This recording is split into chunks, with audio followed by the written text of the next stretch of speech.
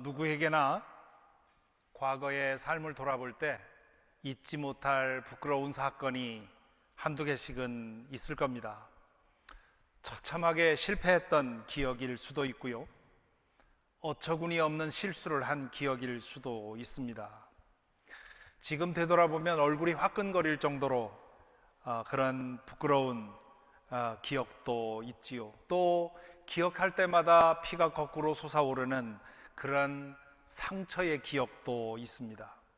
누구에겐가 거부당한 기억 혹은 폭행당한 기억, 이런 것들이죠. 그런 것들이 치유되지 않고 그대로 있으면 트라우마가 되지요. 그래서 우리의 성격 형성을 왜곡시킵니다. 그런 성격을 가지고 있으면 대인관계에 어려움을 겪습니다. 정도 이상으로 비판적이 되거나 정도 이상으로 부정적인 태도가 만들어지지요. 무슨 말을 해도 그 말 속에 가시가 숨겨져 있게 됩니다. 그리고 이것이 더 심해지면 아주 이 사회를 충격에 몰아넣을 만한 그런 범죄가 되기도 합니다. 요즘 미국에서도 그렇고 한국에서도 그렇고 과거에는 상상할 수 없었던 그런 범죄들이 행해지지요. 그만큼 이 병리 현상이 심하다는 뜻입니다. 그런데 그 상처가 치유되고 회복이 되면 그러면 그것이 꽃이 됩니다. 겸손한 성품이 만들어지고요, 또 다른 사람의 아픔을 돌아보고 같이 아파할 수 있는 공감 능력도 만들어집니다. 요즘 특별히 많이들 얘기하는 것이 공감력입니다. 다른 사람의 사정에 귀 기울여주고 다른 사람의 아픔을 같이 아파할 수 있는 그 공감의 능력이 가정에서나 직장에서나 교회에서나 어디서나 가장 중요하다고 얘기를 하지요. 그런 것이 결국 위로와 화해와 평화의 도구가 되지요. 지금 우리가 읽고 있는 이 사도 베드로, 이 베드로에게 있어서 가장 큰 트라우마는 가야바의 법정에서 당했던 실패입니다. 마지막 만찬 자리에서 예수님께서 당신이 곧 죽게 될 것이라고 하는 예언을 하셨을 때 베드로는 내 목숨을 내놓고서라도 나는 그러지 않겠다고 얘기를 했죠. 그런데 그 가야바의 법정에서 베드로는 예수님을 3번이나 모른다고 부인을 합니다. 마태복음 6장 74절에 보면 3번째는 저주하며 맹세하여 그렇게 되어 있습니다. 예수님을 부인하는데 그냥 난 모릅니다 하는 정도가 아니라 저주하고 맹세까지 했다, 그렇게 얘기를 합니다. 만일에 이 트라우마가 치유가 되지 않고 그대로 계속 나머지 인생을 베드로가 살았더라면 그는 이 상처 때문에 그 나머지 인생이 정말 힘든, 자신도 힘들고 다른 사람도 힘들게 하는 그런 인생이 되었을 것입니다. 부적응자로, 가시로 많은 사람들을 괴롭게 했겠죠. 그런데 예수님께서는 부활하신 후에 얼마 지나서 베드로에게 나타나셔서 이 트라우마를 치유해 주시지요. 그 장면이 요한복음 21장 15절부터 17절에 나오는 이야기입니다. 예수님께서 제자들과 함께 식사를 마친 후에 베드로를 따로 불러내시지요. 그리고는 베드로에게 묻습니다. 시몬의 아들, 요한의 아들 시몬아, 내가 이 사람들보다 나를 더 사랑하느냐? 3번이나 반복해서 물으시지요. 과거의 베드로 같았으면 여부가 있겠습니까? 주님, 내가 주님 사랑합니다 라고 장담했겠죠. 그러나 이 처참한 실패를 맛본 베드로는 더 이상 그럴 수 없었습니다. 그래서 아주 조심스럽게 겸손하게 주님이 아십니다 라고 얘기를 하죠. 왜 3번이나 이렇게 물어보시면서 그의 사랑을 확인했을까요? 그가 3번이나 예수님을 부인한 그 상처를 회복시켜 주시기 위함이었습니다.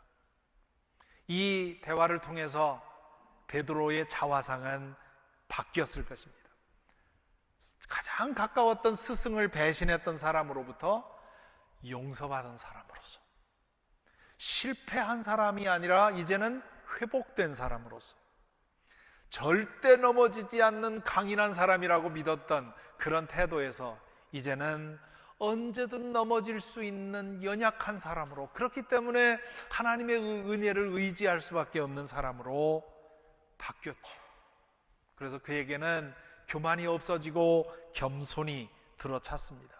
공감력을 가진 사람이 되었습니다. 이렇게 베드로의 상처를 회복시켜 주신 후에 예수님께서 그에게 새로운 미션을 주십니다. 뭐라고 하십니까? 내 양을 먹여라, 내 양을 쳐라, 내 양을 먹여라, 이렇게 얘기를 하죠. 내 양을 먹여라, 내 양을 치라, 이렇게 얘기를 하는데요, 먹여라 하는 말은 뭡니까? Feed my sheep, 내 양떼가 좋은 음식을 먹고 자랄 수 있게 하라, 그런 얘기지요. 내 양을 치라, Take care of my sheep, 내 양들이 상처나지 않도록, 병들지 않도록, 혹은 곁길로 나가지 않도록 돌보라, 그런 뜻이죠. 이 우리말로 내 양을 치라, 그렇게 되어 있는데요, 과거에 어느 목사님이 농담으로 그러더라고요. 목사님들이 교인들을 때려도 된다고, 성경에 그렇게 돼 있다고. 그래서 성경에 어디 그렇게 돼 있냐고 그랬더니 내 양을 치라, 그렇게 돼 있지 않냐고. 내 양을 때려라 하는 뜻이 아니라 내 양을 돌보라, 그런 뜻입니다.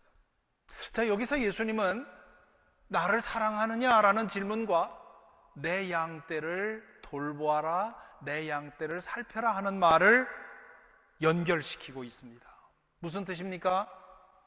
예수님의 사랑을 받고 예수님을 사랑한다면, 그렇다면 그 사랑을 어떻게 표현해야 되느냐? 예수님의 양떼들을 돌보고 살피고 먹이는 일로 표현하라는 뜻입니다.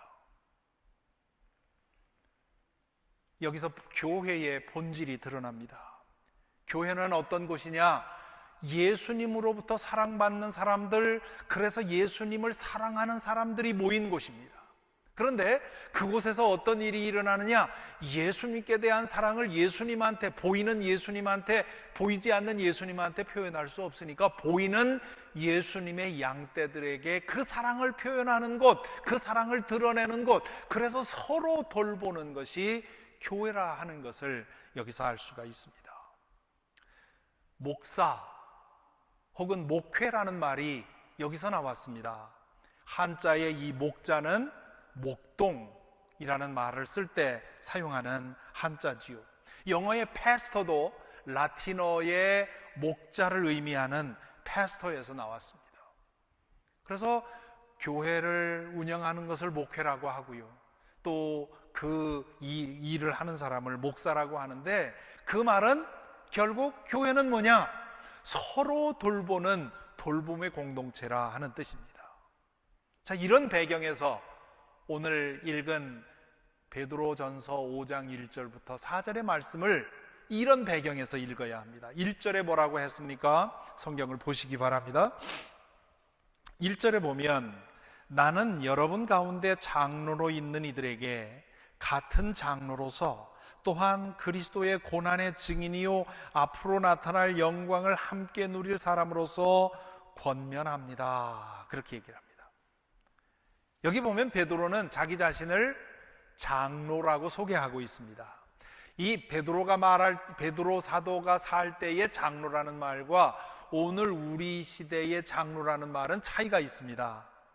당시의 장로는 한 신앙 공동체를 섬기는 영적인 지도자를 장로라고 불렀습니다. 유대인들은 장로라고 불렀고 그리스 로마 사람들은 감독이라고 불렀죠. 그래서 신약 성경에서 감독이라는 말이나 장로라는 말이나 같은 말입니다.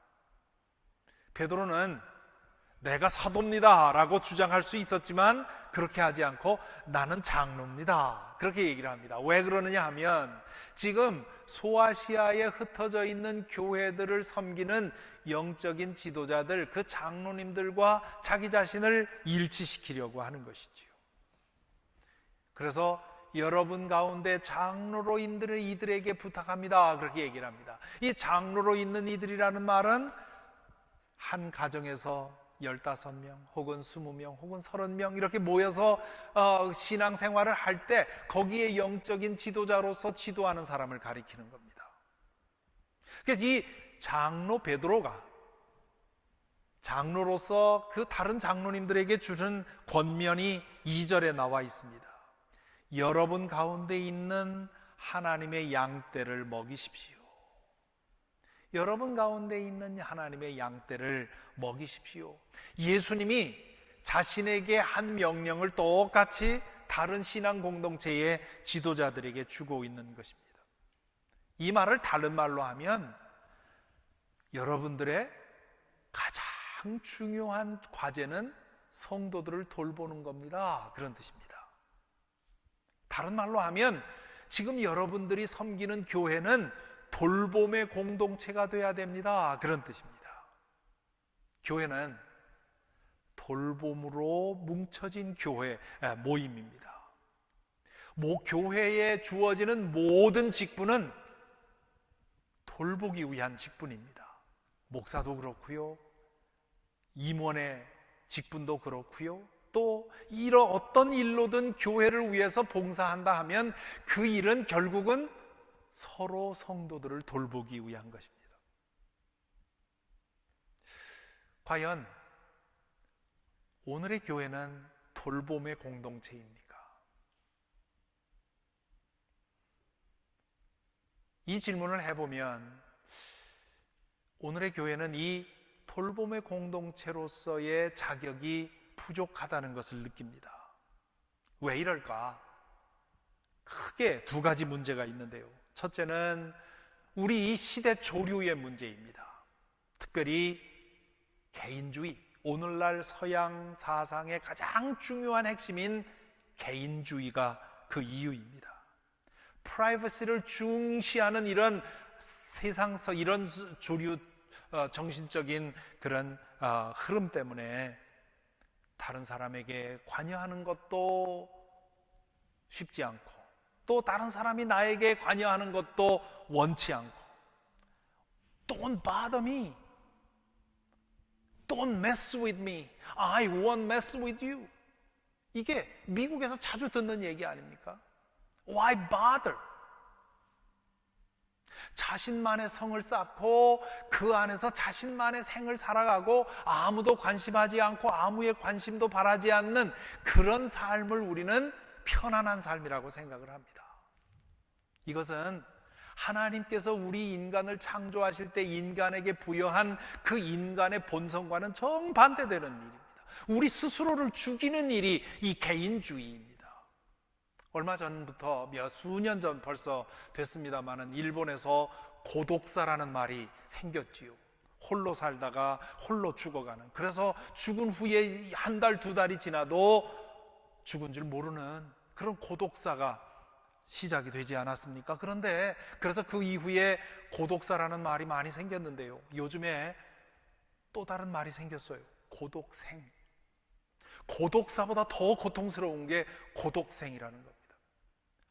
모든 사람과 단절하고 자기 혼자만 살아가는 그 고독생.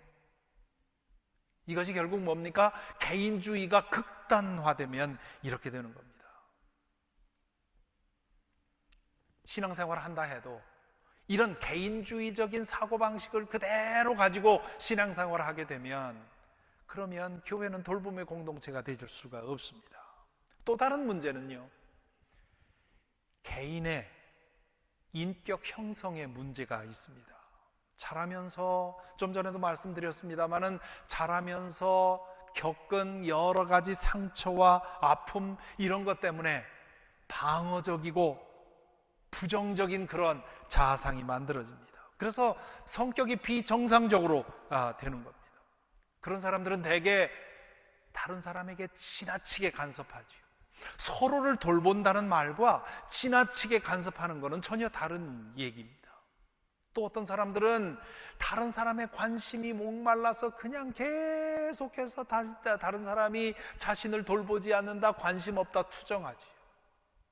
또 어떤 사람들은 그 반대 극단입니다. 절대로 아무도 내 삶에 관여하지 못하도록 방패막을 치고 살아가는 사람들도 있습니다.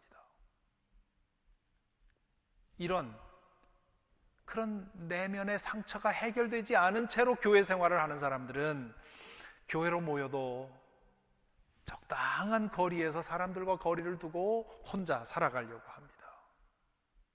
이렇게 되면 그 교회는 돌봄의 공동체가 되지 못합니다.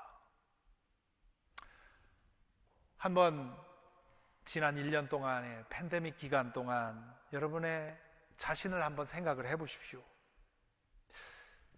1년 동안 우리 교회 교인 중에 누군가가 여러분에게 연락해서 어떻게 지내는지, 어려운 일은 없는지 물어본 사람이 있습니까? 반대로 여러분이 누군가에게 일부러 전화해서 잘 지내시는지, 어떤지, 그리고 그 사람을 돕기 위해서 내 시간과 물질을 내어준 그런 일이 있는지, 이 두 질문은 내가 그동안 신앙생활을 어떻게 했는지를 돌아보게 하는 질문이고요. 그리고 우리 교회가 얼마나 돌봄의 공동체인지를 돌아보게 하는 질문입니다. 영적으로 성장한다는 말은 내 안에 있는 상처를 점점 씻어내고 나를 점점 열고 다른 사람들과 돌봄의 네트워크를 형성한다는 뜻이고요. 교회가 성숙한다는 말은 서로를 돌보는 이 따뜻한 사랑의 관계가 점점 무르익는다는 뜻입니다. 그래서 교회는 돌봄의 공동체가 돼야 되고, 우리 그리스도인들은 믿음이 깊어지면서 더 많은 사람들을 품을 수 있고, 또 내가 어려울 때 더 많은 사람들에게 기도를 요청하며 도움을 받을 수 있는 그런 자세가 돼야 되는데요. 이 돌봄의 공동체를 위해서 베드로 사도는 오늘 세 가지의 권면을 줍니다. 서로를 돌보되, 서로를 돌보기 위해서 서로를 섬기되, 이 세 가지를 기억하라는 겁니다. 첫째, 2절에 보면 억지로 할 것이 아니라 하나님의 뜻을 따라 자진하여 하고, 그렇게 되어 있습니다. 억지로, 의무감으로 그렇게 하지 말고 자진해서 적극적으로 하라, 그런 얘기입니다. 좀 전에 말씀드렸지만 우리가 서로 돌보아야 하는 이유는 예수님 때문입니다. 예수님에게서 받은 사랑, 그리고 예수님에 대한 나의 사랑 때문에 그 사랑을 내 형제 자매들에게 드러내는 것이 돌봄입니다. 그렇다면 내 안에 예수 그리스도의 사랑이 살아있다면 즐거운 마음으로, 자원하는 마음으로, 기쁜 마음으로 하게 되겠지요. 그런데 그 사랑이 식어지면 억지로 일하게 됩니다. 억지로 서로를 돌보는 일은요, 나에게도 해롭고 다른 사람에게도 해롭습니다. 제가 60년 동안 교회 생활을 하면서 경험적으로 깨달은 것인데요, 교회 안에서 가장 위험한 사람은 누구냐 하면 이를 악물고 열심히 일하는 사람입니다. 왜 이를 악물고 열심히 일하느냐? 내면의 사랑이 식은 거죠. 그래서 이 일은 하는데 이를 악물고 열심히 억지로 의무감으로 하는 겁니다. 이렇게 일하면 내면에 나는 지금 큰 일을 하고 있다고 하는 자의식이 쌓이고, 그러면서 분노가 쌓입니다. 그 감정은 그 사람의 신앙을 질식시킵니다. 그리고 언젠가는 폭발하게 되어 있습니다. 그리고 그 감정이 때로는 교회를 분열시키지요. 그래서 교회 일을 위해서 섬기는 사람들은 항상 스스로에게 물어보아야 합니다. 내 안에 예수님께 대한 사랑이 있는가? 지금 내가 이 섬기는 일이 예수님의 사랑 때문에 저절로 우러나와서 하는 것인가? 이렇게 사랑으로 섬기게 되면요, 자의식이 쌓이지 않습니다. 내가 뭐 대단한 일을 하고 있다고 생각하지 않아요. 왜냐하면 예수님께 대한 내 사랑에 비하면 내가 지금 하고 있는 건 아무것도 아니기 때문이죠. 그렇기 때문에 섬김의 기쁨으로 더욱더 힘이 생깁니다.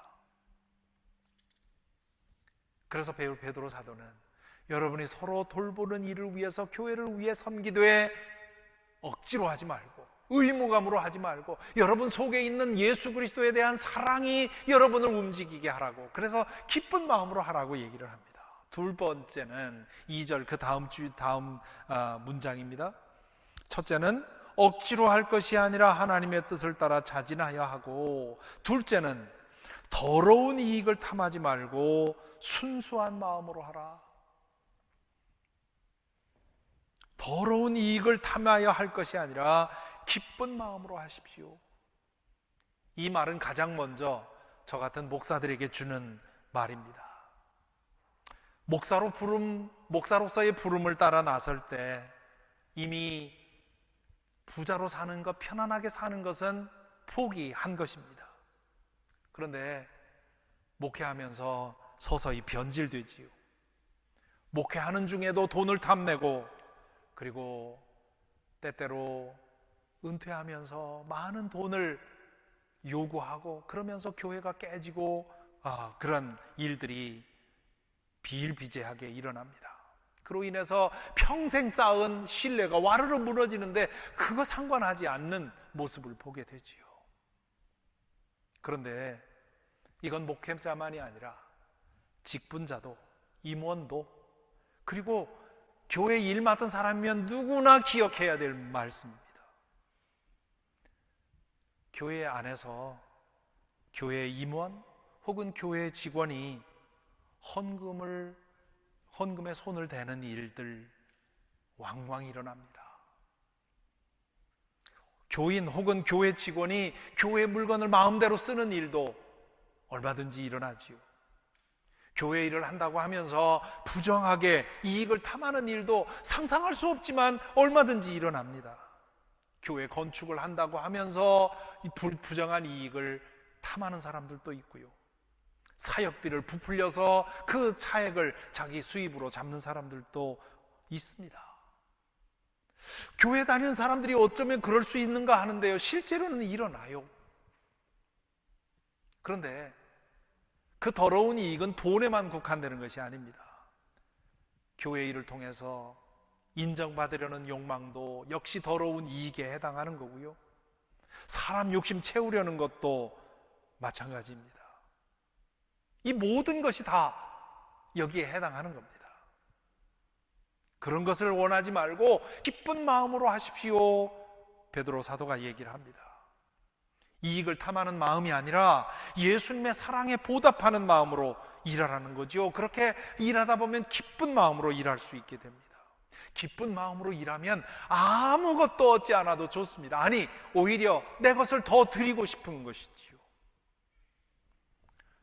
제 얘기를 해서 안 됐습니다만은, 제가 종종 집회를 나가게 되면 사례비를 받을 건지 안 받을 건지를 분별해서 결정을 합니다. 사례비를 받는 경우에 그게 좀 불편합니다. 왜냐하면 내 수고가 돈값으로 환산되는 것 같아서 그렇죠. 그리고 또 때로는 큰 교회에서 설교하면 정도 이상의 사례비를 주는 데도 있습니다. 그럴 때는 죄 지은 기분이 듭니다. 그래서 이 사례비를 받을 때는 교회 재정에 두었다가 이제 어려운 교회나 목회자들을 돕는 데 사용을 하는데요, 사례비 안 받을 때, 그 교회의 사정이 어려울 때도 그렇고요, 또 여러 가지 고려해서 사례비를 사양할 때가 있습니다. 그러면 그 집회를 끝내고 오는 마음이 더 은혜스럽습니다. 예수님에 대한 나의 사랑을 조금이라도 갚았다고 하는 그런 마음 때문일 것입니다. 무슨 일을 하든지 어떤 위치에 있든지 간에 예수님께 대한 나의 사랑을 보답한다는 마음으로 한다면 우리는 거기서 뭘 얻지 않아도, 다른 사람이 인정해 주지 않아도, 내 시간과 내 물질을 쓴다 해도 기쁘고 감사할 것입니다. 그리고 세 번째는 3절이죠. 3절 보십시오. 3절에 뭐라고 합니까? 여러분은 여러분이 맡은 사람들을 지배하려고 하지 말고 양떼의 모범이 되십시오. 지배하려 하지 말고 모범이 되라. 교회 직분은 서로 낮아져서 서로를 섬기라는 뜻입니다. 그런데 특별히 우리 이민교회에서 그런 일들이 많죠. 직분이 점점 높아져서 더 많은 사람을 다스리는 것이라고 생각을 합니다. 과거 한국에서 제가 다니던 교회에는 교회 식당에 장로석이 따로 있었어요. 그래서 다른 교인들은 모두 줄 서서 배식을 받는데 장로님들 석에는 이미 음식이 딱 차려져 있습니다. 그리고 배식하는 데는 없는 그런 엑스트라 반찬도 있었고요. 야고보와 요한이 예루살렘으로 올라가는 길에서 예수님의 나라가 세워지면 우리에게 가장 높은 자리를 달라고 요청을 했죠. 그 얘기를 듣고 다른 제자들이 분을 냅니다. 그때 예수님이 뭐라고 하셨습니까? 세상에서는 서로 높아져서 할 수 있는 대로 많은 사람 위에 군림하는 것을 성공이라고 하지만 하나님 나라에서는 서로 낮아져서 할 수 있는 대로 더 많은 사람을 섬기는 사람이 큰 사람이다 말씀을 하셨죠. 교회 직분은 낮아져서 섬기라는 부름입니다. 그렇게 낮아져서 아무것도 바라지 않고 섬기는 사람들, 그런 사람들이 결국은 존경받지요. 모범이 되지요. 믿음의 초보자들이 그런 분들을 보면서 나도 저렇게 되었으면 좋겠다 하는 그런 마음을 갖게 됩니다. 사실 내가 누구의 모범이 되려고 노력하다 보면 위선자가 될 수가 있습니다. 자신의 자리에서 신실하게 성실하게 자신의 믿는 믿음을 따라 살아가면 그게 저절로 모범이 되는 것이지요. 오늘 아침에 제가 아끼는 후배 목사님의 페이스북 글에서 아주 감동스러운 이야기를 읽었습니다. 80세가 넘는 어느 장로님께서 만나자고 연락이 왔다고 해요. 그래서 교회에서 뵀는데 그분이 감사헌금이라고 하면서 봉투를 내밀더래요. 그 봉투를 보니까 거기에 소천헌금 그렇게 써 있는 겁니다. 생전 한 번도 보지 못한 소천헌금이라는 그 헌금 봉투를 받아들고 장로님 이게 뭡니까? 그랬더니 내가 언제 어떤 모양으로 세상 떠날지 모르는데 내가 세상 떠나고 나면 누가 나의 인생을 위해서 감사헌금을 드려주겠냐고. 그래서 미리 언제 어떻게 하나님 앞에 갈지 모르는데 내 일생에 대한 감사로, 그리고 하나님의 품으로 나를 불러주신 것에 대한 감사로 드리는 거니까 미리 받으시라고 그렇게 얘기를 했다는 거예요. 그걸 받아들고 너무나 눈물 겹더라는 거죠. 그래서 제가 그 후배 목사님한테 그런 성도님 섬기는 당신이 참 복되다 그런 얘기를 했습니다. 실제로 모범이 되고 존경이 되는 사람들은 스스로 내가 누구의 모범이라고 생각하지 않습니다. 그저 겸손히 누가 보든 보지 않든 자신의 믿음대로 행하는 것이지요. 그것이 모범이 되고 그것이 모델이 되는 것이지요. 우리 모두가 꿈꾸는 교회, 하나님께서 정말 보고 싶어하는 교회, 교인 모두가 예수님에 대한 사랑을 체험하고 예수님께 대한 사랑을 갚기 위해서 자 스스로를 낮추고 성도들을 돌보는 그 돌봄이, 일이 일어나는 교회를 하나님은 가장 기뻐하시리라고 믿습니다.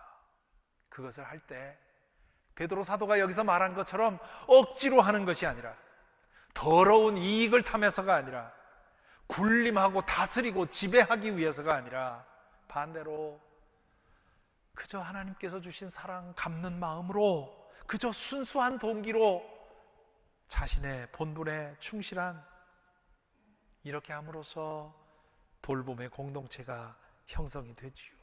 이렇게 될 때 교회 안에서 더 많은 사람들이 변화되고, 그리고 하나의 교회로서 우리는 이 세상에 빛을 드러낼 것입니다. 그렇게 될 때 어떻게 되느냐? 4절에서 베드로 사도는 뭐라고 합니까? 그러면 목자장이 나타나실 때에 변하지 않는 영광의 면류관을 얻을 것입니다. 우리는 서로를 돌보는 양떼들입니다. 제가 목사라는 이름을 가졌지만 그러나 제가 여러분의 목자라고 그렇게 나설 수가 없습니다. 우리는 다 서로에게 목자가 되어야 되는 사람들입니다. 그리고 우리의 목자장은 예수 그리스도이십니다.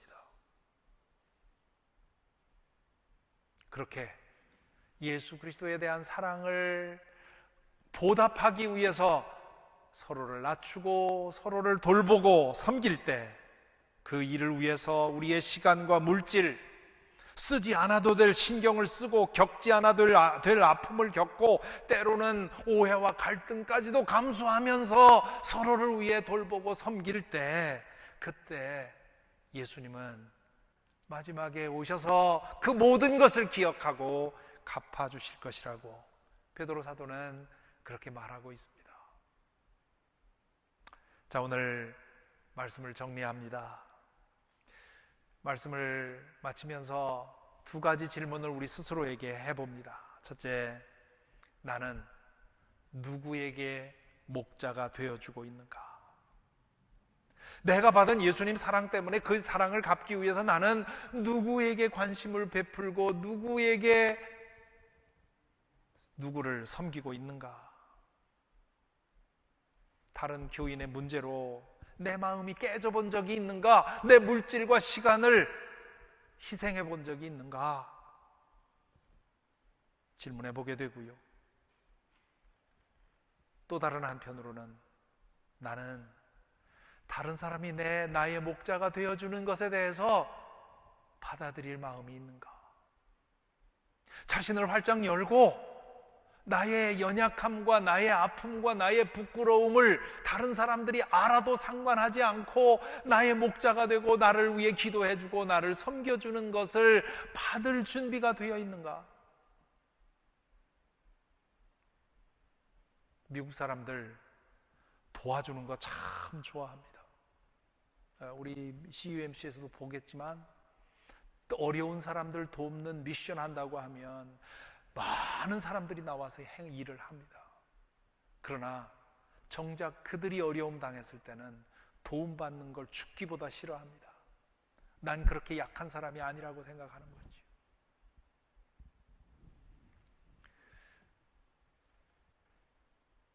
내가 다른 사람을 도울 마음이 있다면 다른 사람으로부터 도움받을 마음도 있어야 합니다. 어찌 보면 우리의 믿음은 내가 낮아져서 다른 사람에게 겸손히 도움을 받을 수 있느냐에 의해서 더 결정된다고 볼 수 있습니다. 위로 하나님, 옆으로 성도, 밖으로 이웃과의 사귐을 추구하는 우리 교회의 이 소망은 어디에 있습니까? 왜 사귐을 추구합니까? 이렇게 사귀어서 결국 돌봄의 공동체, 교회 안에서 서로를 돌보고 그리고 그리스도의 몸으로서 이 세상의 아픔을 돌보는 그런 교회가 되는 것, 이것이 우리의 소망이고 우리의 기도입니다. 저는 목사로서 살고 목사라는 이름 갖고 있지만 여러분도 다 목사입니다. 목사로 부름받았습니다. 어떤 사람은 교회를 섬기는 목사고요, 어떤 사람은 속회를 섬기는 목사고요, 어떤 사람은 어린아이들을 가르치는 목사고요, 어떤 사람은 예배로 섬기는 목사고요, 일로 섬기는 목사고, 우리 모두는 다 목사로 부름받았습니다. 이 목사로서의 사명을 감당할 수 있도록 더욱더 그리스도의 사랑 속에 살아가는 저와 여러분이 되기를 바랍니다.